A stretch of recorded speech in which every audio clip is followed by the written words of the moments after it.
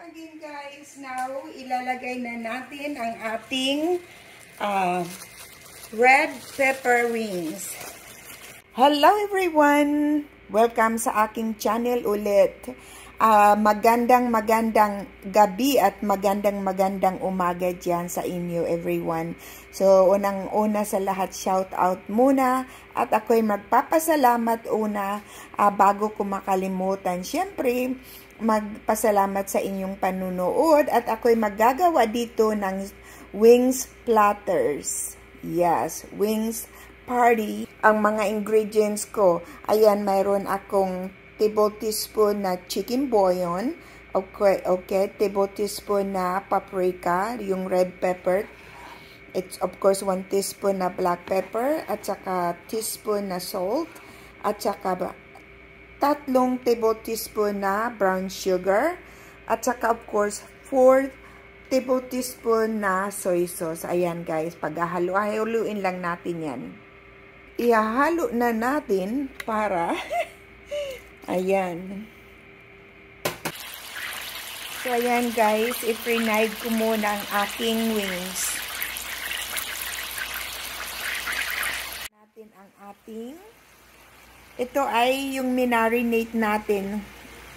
So ilalagay ko na lang yan para magka-flavors.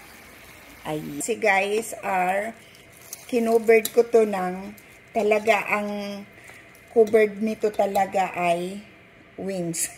Puro pepper. So guys, i-place mo lang to sa i-organize mo lang siya sa tray like ganyan, no? Para maganda tingnan siya, guys. Pag may order kayo, ganun. Ayan.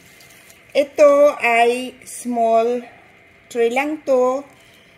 Na linagay ko, nalinuto ko, feed food. Ayan guys. Diba? Ang ganda, no? Ang sarap eh. Ayan.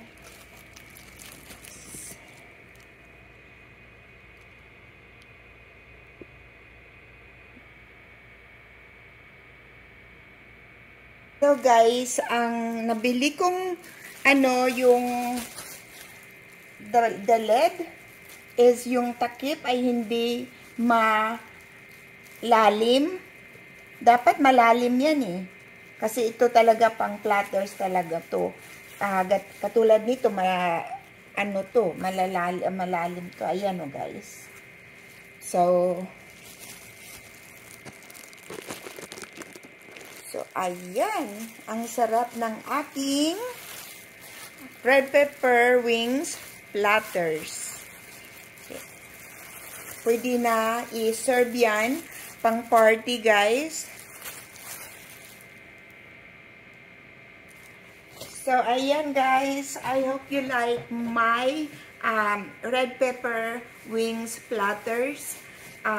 Pwede nyo to i-serve or pang party o kaya magpa-order kayo. Ang sarap nito, guys. So, hanggang sa muli, ang aking video ay salamat sa panonood. So, guys, salamat sa panonood at sana naibigan nyo ang aking red pepper wings platters. Ito